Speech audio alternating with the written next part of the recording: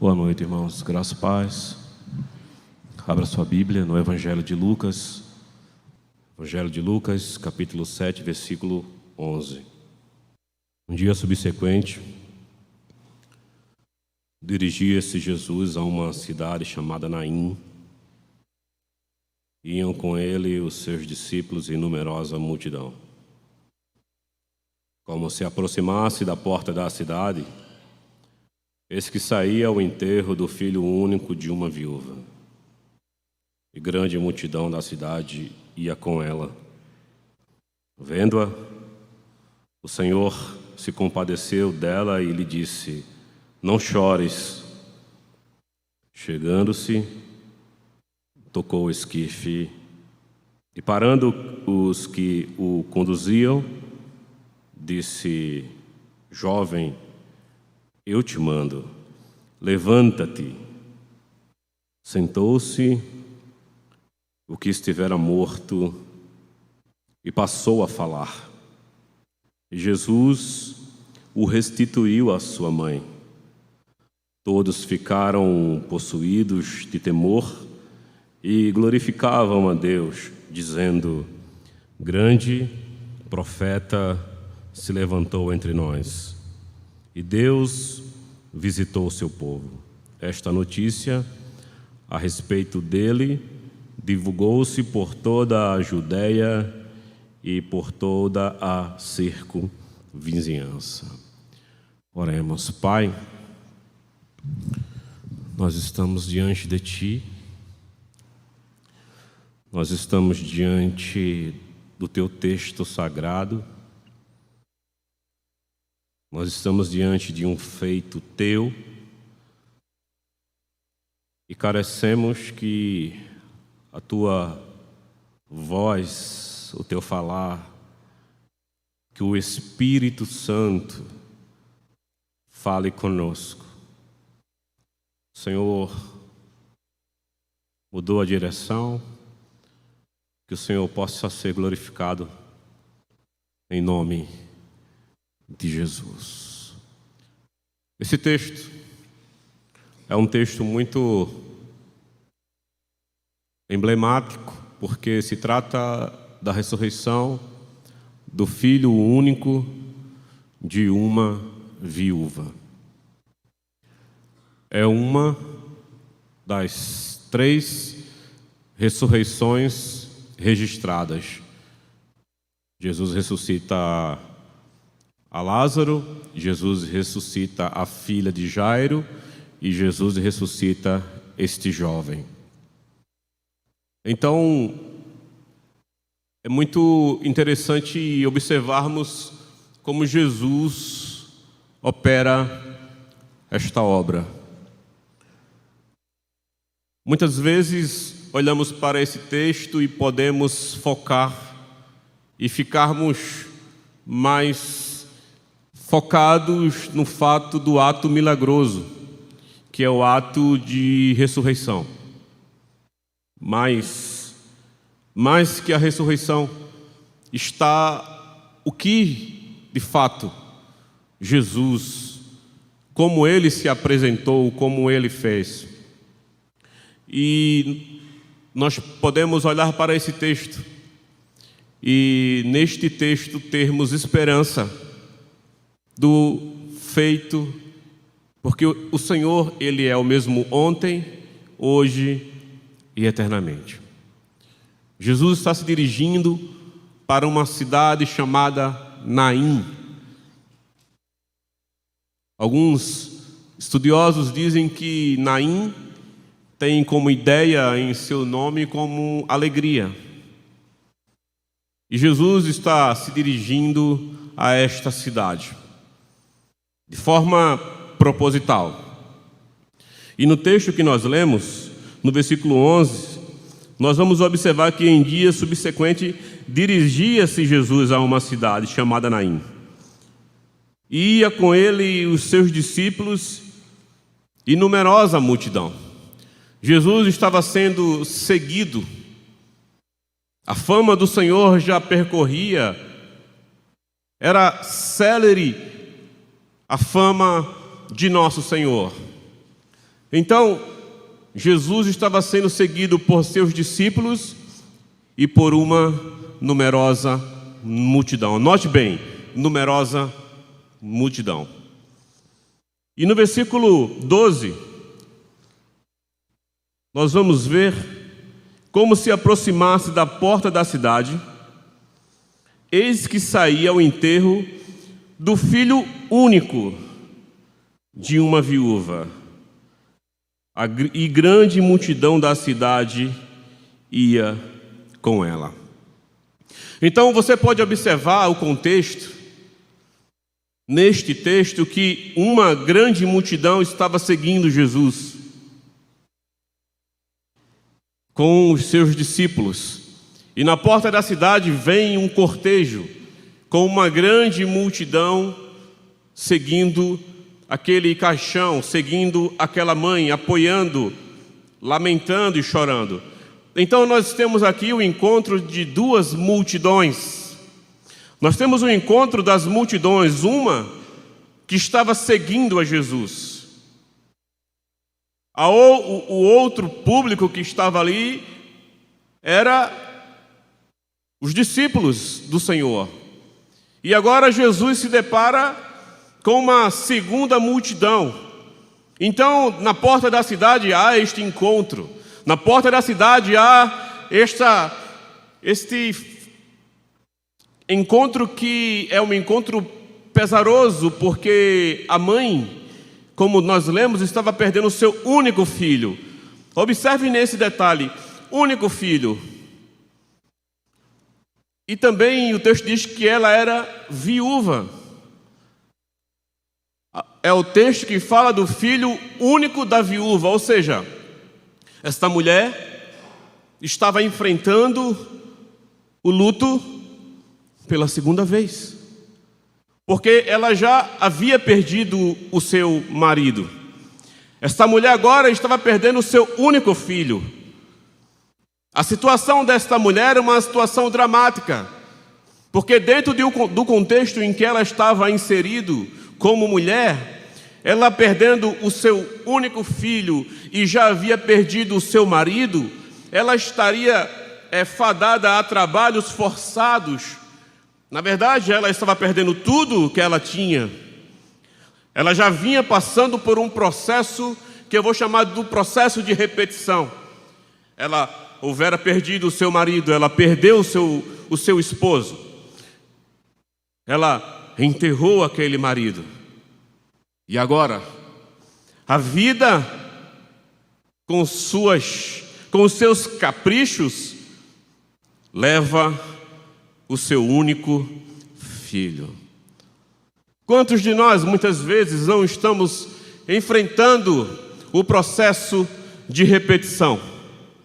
Quantos de nós não muitas vezes sofremos em uma área e muitas vezes quando nós achamos que estamos superando esta área torna-se a se repetir.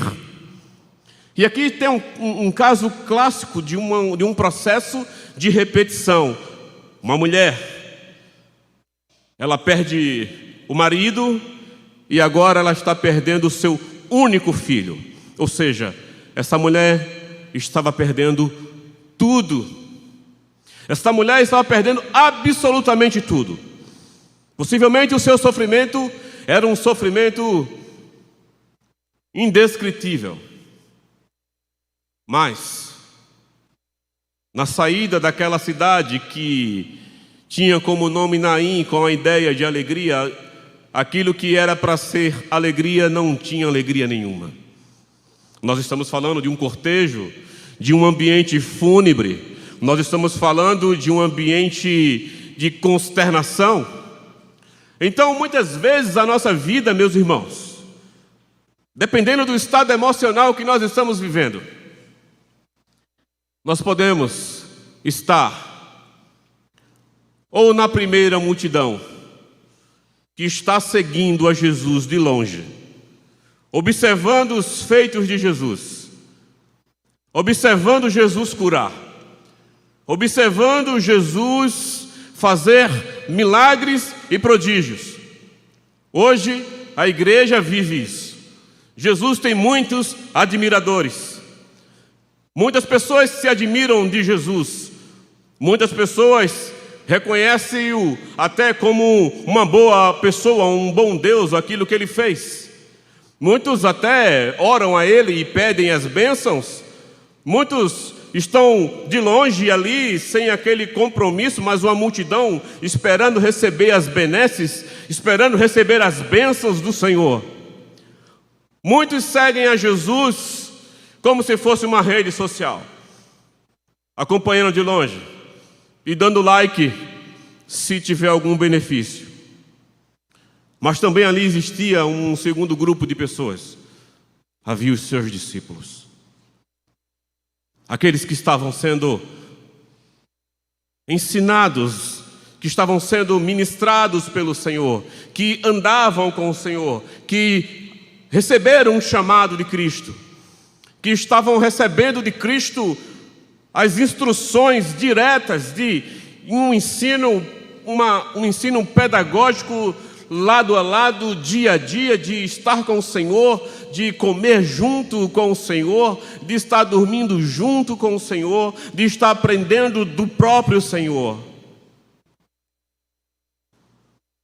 Mas havia também uma segunda multidão, um terceiro grupo, uma terceira classe de enlutados, daqueles que estão seguindo a morte, porque o que eles estavam seguindo era um caixão, e um caixão que havia um jovem morto.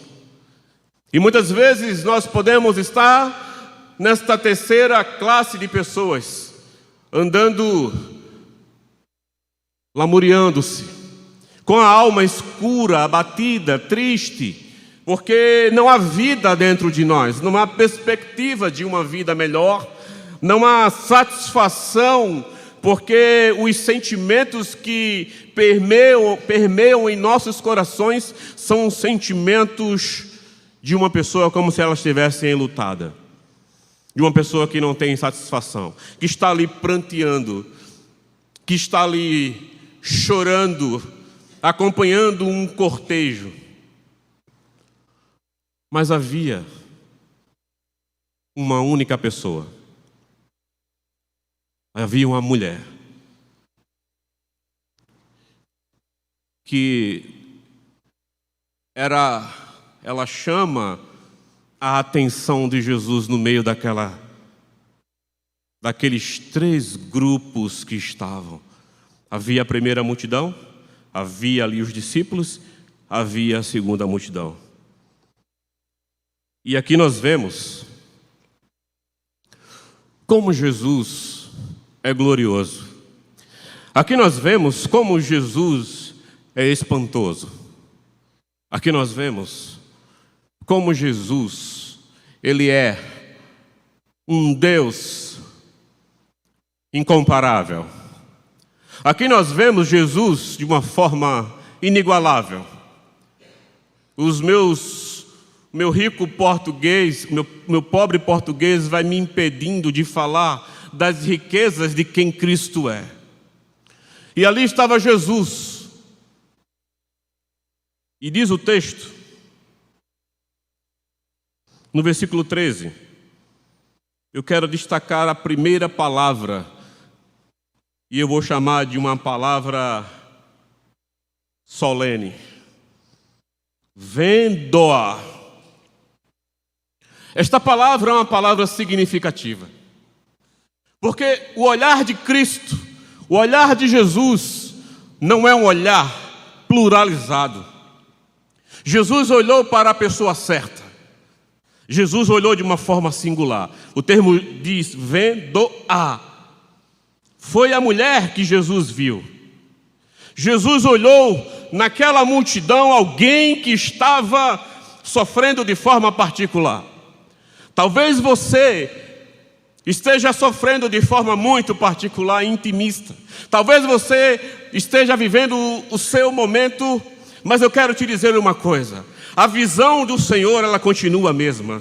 O Senhor sempre tem um olhar individual e específico para mim e para você.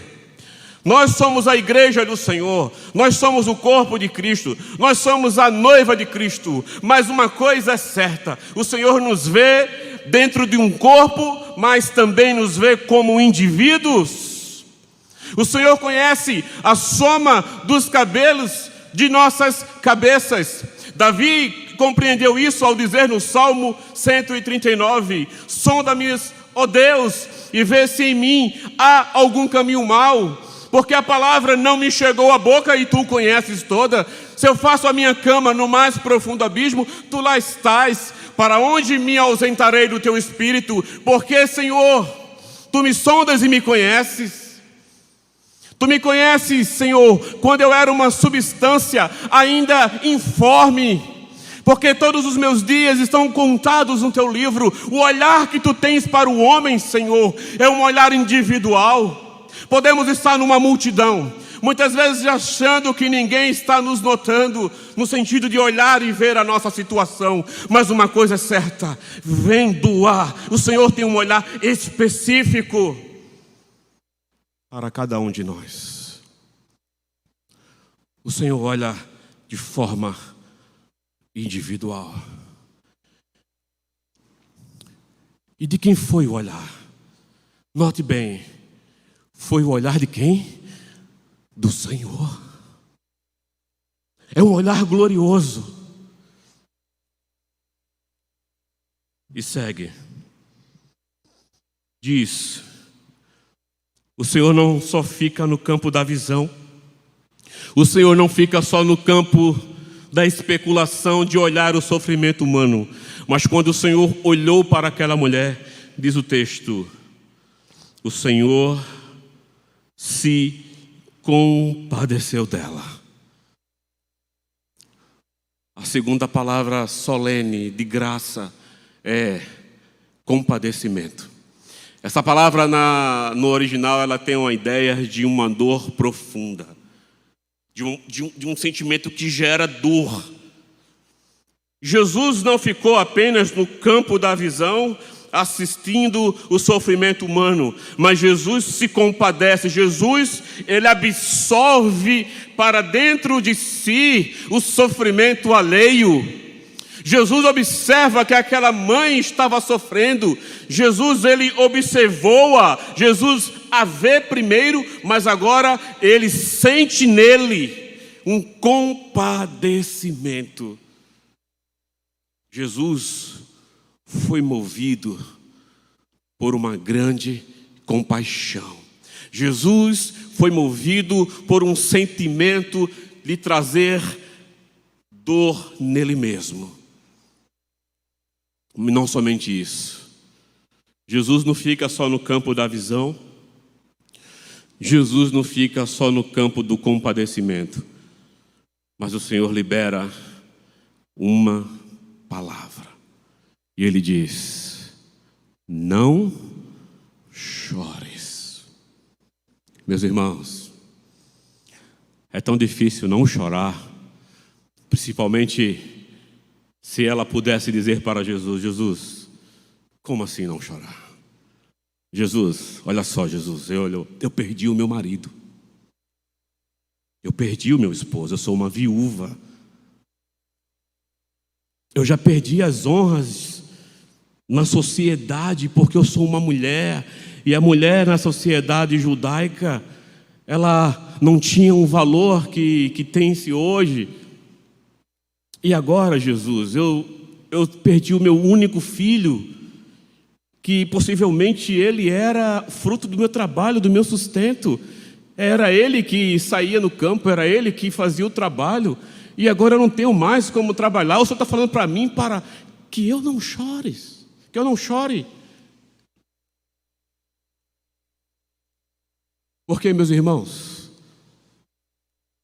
é verdade que o apóstolo João, na sua visão lá do Apocalipse, disse: porque um dia Ele enxugará do nosso rosto todas as lágrimas, gota por gota.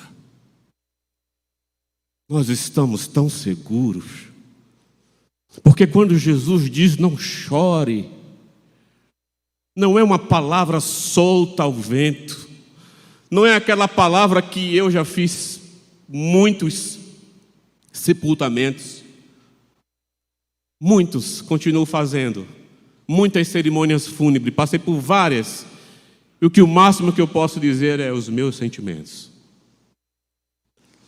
como um homem.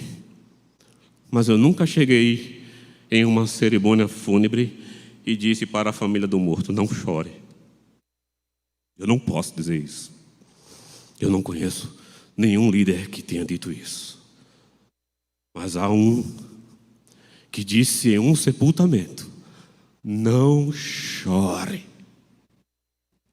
Porque somente Ele, que é Deus glorioso, Ele que muda estações, tempos e anos, Ele que é o Senhor da vida, dos átomos, dos elétrons, dos prótons, da aerodinâmica, do vento, do sol, da lua, das estrelas, das células. Ele que é o Senhor soberano, Ele pode dizer em uma cerimônia fúnebre, não chores.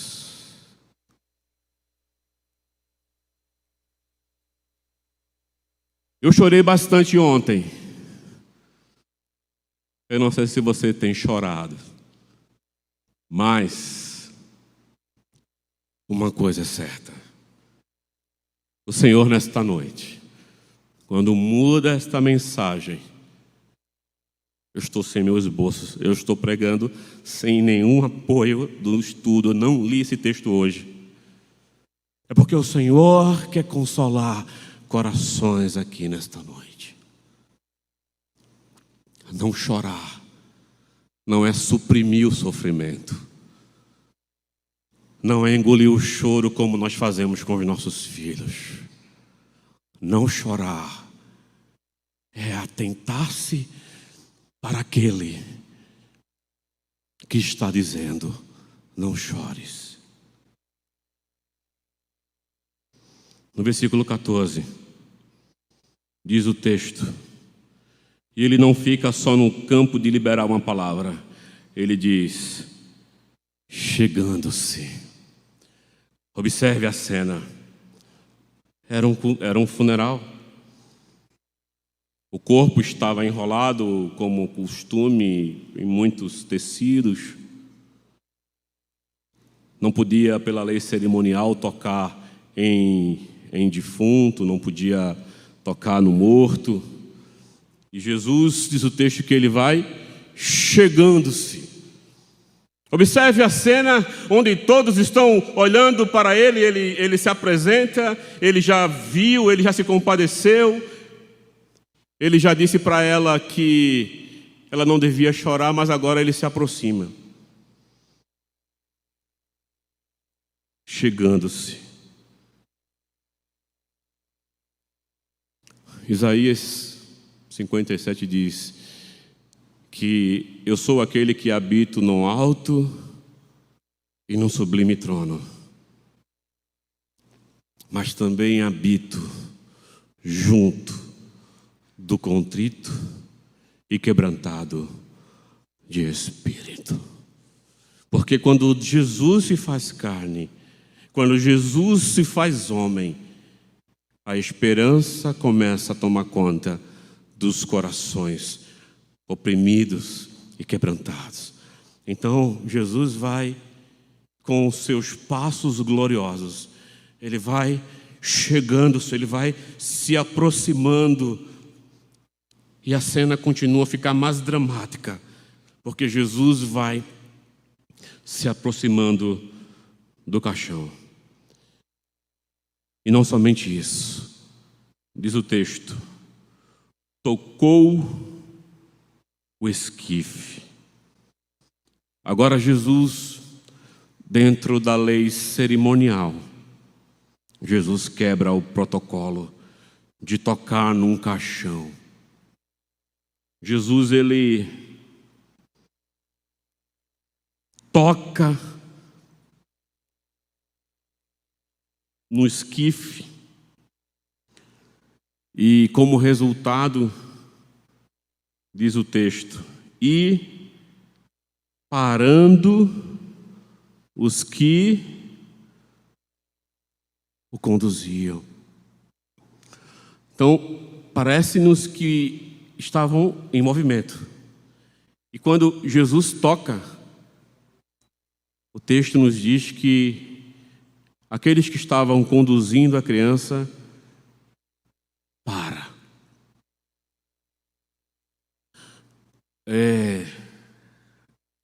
Jesus é o único que pode encerrar caminhadas doloridas, sofridas, sofríveis que nós possamos estar vivendo.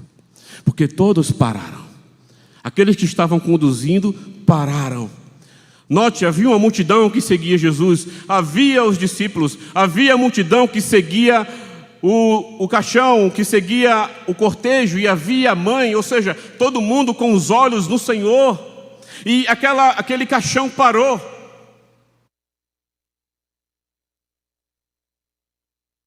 E ali estava agora, em frações de segundo, um grande questionamento, tocando em um caixão, num esquife. E agora o Senhor libera uma segunda palavra. Ele diz: jovem, eu te mando, levanta-te. Somente Jesus, em sua plenitude de Deus, que disse para aquela mãe: não chores. Agora ele não se refere mais à mãe, ele vai no jovem e diz: levanta-te. Levanta-te. Uma ordem, uma autoridade que perpassa todo o conceito humano, científico e natural da vida. Jesus vai em áreas, em ambientes, vai trafegar esta ordem espiritual do Senhor, este mandato espiritual, esta ordem de se levantar para um defunto, para um corpo, para alguém que estava morto, que talvez já num estado de putrefação. Aonde estava o espírito deste jovem, nós não sabemos. O que estava acontecendo, para onde foi, nós não sabemos. Nós não precisamos saber, apenas as coisas que nós podemos crer e glorificar ao Senhor é que quando Ele dá uma ordem, aquilo que era caos precisa voltar para a ordem, aquilo que estava morto precisa voltar para a vida, aquilo que estava distante precisa vir para perto, porque a ordem precisa ser executada, e tudo aquilo que nós não conhecemos precisa obedecer ao comando eterno e poderoso de Jesus Cristo. Ele é o único que pode dizer: levanta-te. Somente este Jesus glorioso pode encerrar a nossa caminhada de sofrimento e dor e dizer para nós: levante-se, levante-se, saia dessa. Somente Jesus.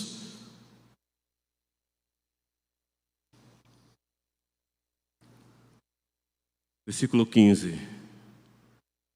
Sentou-se o que estivera morto e passou a falar. E Jesus o restituiu à sua mãe. A pergunta é: em quem foi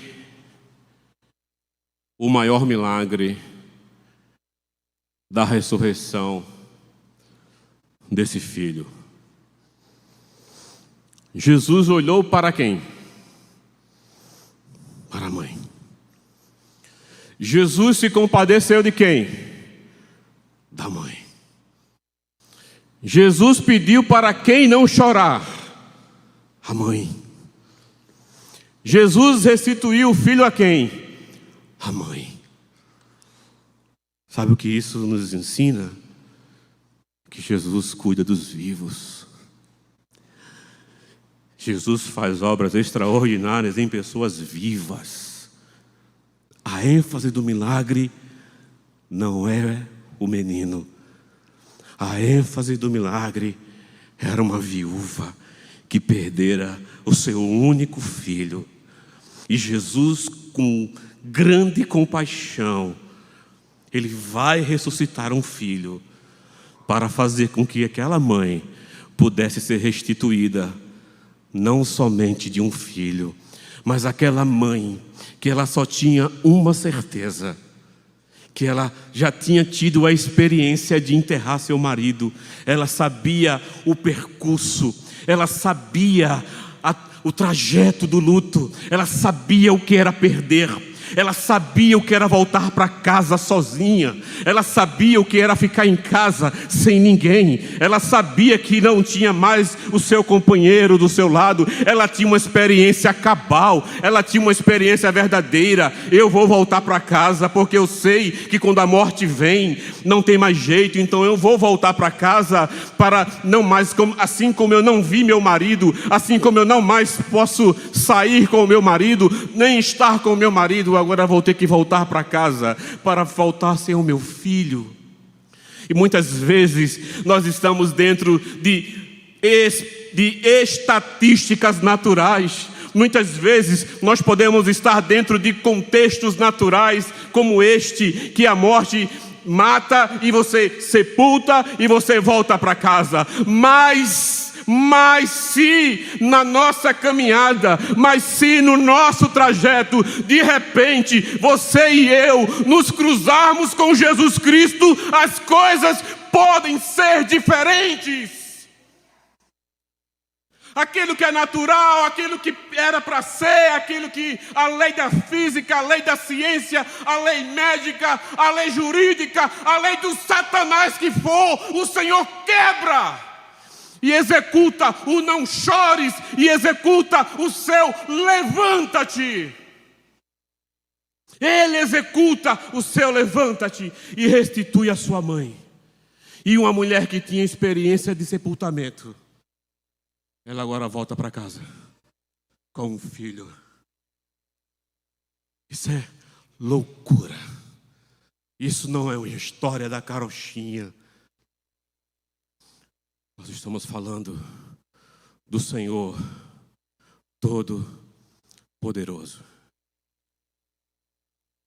Algumas restituições, elas precisam acontecer nas nossas vidas. Porque nós não podemos viver como se fossem mortos. O vivo tem que viver como um vivo.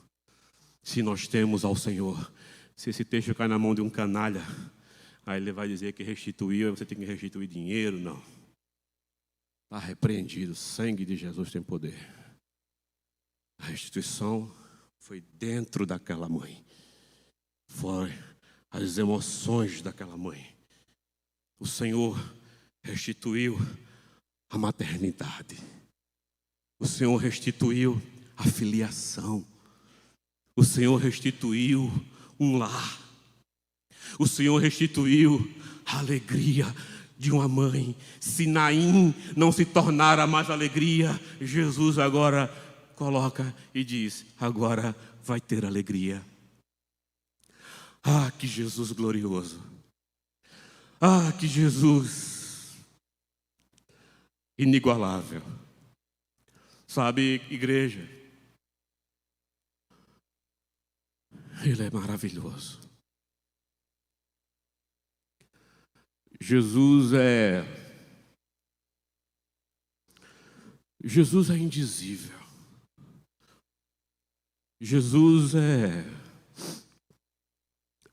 ele é... Eu prego o Evangelho há 27 anos. Eu prego o Evangelho há 27 anos. E com 27 anos pregando sobre Jesus, Ele ainda me faz chorar. É porque eu não sou um profissional. Eu não estou falando de Jesus porque é conveniente, porque eu acho bonito, ou porque eu recebo ou não recebo alguma coisa. Não. Eu falo de Jesus por causa dessa realidade absurda que nós temos de conhecer a esse Senhor. E o resultado deste milagre é uma grande lição para nós. Ele diz assim, versículo 16.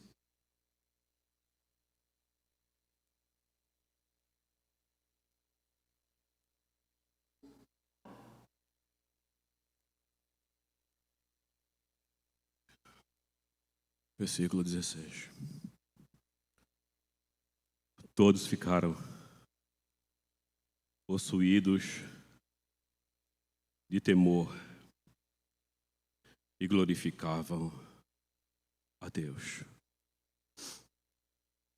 Toda obra que o Senhor Jesus faz, miraculosa, toda a ação de Deus, de forma poderosa, de forma graciosa na nossa vida, o temor tem que vir junto.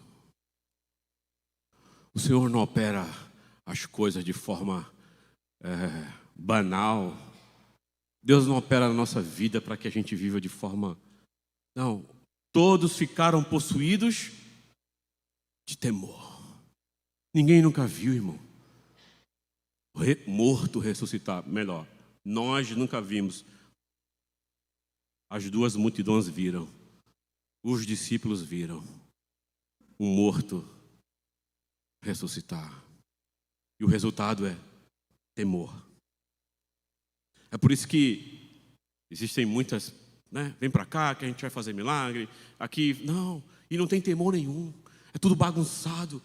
Porque não existe a atmosfera real do Senhor. Não existe a motivação real do Espírito Santo.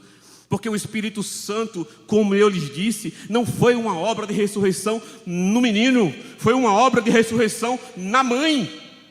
A maior obra de ressurreição não foi na criança, foi na mãe. A ênfase não é a criança, a ênfase foi a mãe. O texto está dizendo isso. Vendo-a, compadeceu-se, lhe disse, não chores, e restituiu a mãe. Isso é uma avaliação textual. E quando o Senhor faz a obra na nossa vida é para que tenhamos primeiro temor, levar Deus a sério, ter temor de Deus com aquilo que Ele tem feito na nossa vida, temor de Deus com aquilo que Ele tem nos entregado, levando Deus a sério. Estamos diante da mesa do Senhor, essa mesa tem que nos trazer temor. Isso não é pão, isso não é suco, apenas. Nós precisamos ter temor daquilo que o Senhor faz, daquilo que Ele é. Por mais que Ele tenha sido benevolente e gracioso com aquela mãe, Ele trouxe como resultado temor. Segundo, glorificavam a Deus. Todas as vezes que há uma ação real do Espírito Santo, o Pai é glorificado.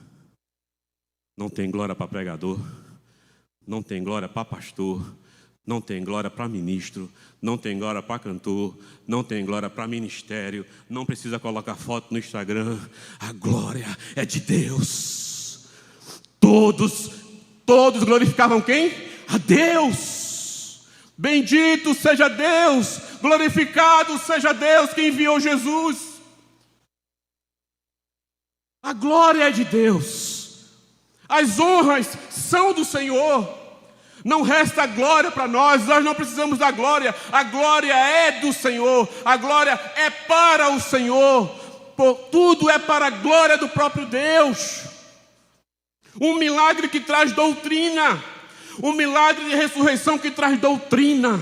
A doutrina é: temam a Deus e glorifiquem a Deus. Nós não precisamos de que ninguém ore por nós ou coloque a mão na nossa cabeça, porque oraram 7 dias, 22 dias. Nós não precisamos de água, nós não precisamos de sal, nós não precisamos pagar por nada disso. Por quê?